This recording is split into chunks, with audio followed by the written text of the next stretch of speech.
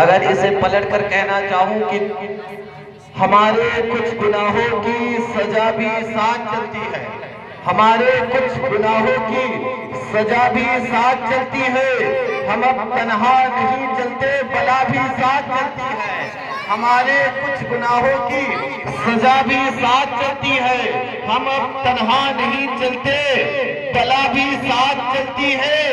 ابھی زندہ ہے، ابھی زندہ ہے میری ماں، ابھی زندہ ہے میری ماں، ابھی زندہ ہے میری ماں، مجھے کچھ بھی نہیں ہوگا، میں جب گھر سے نکلتا ہوں تو ابھی ساتھ چلتی ہے۔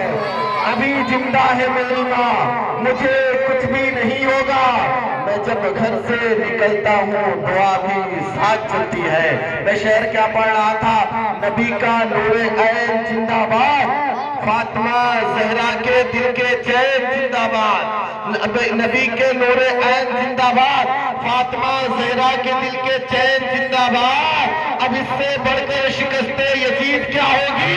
کہے یزید کا بیٹا حسین زندہ باد۔ اب اس سے بڑھ کر شکست یزید کیا ہوگی؟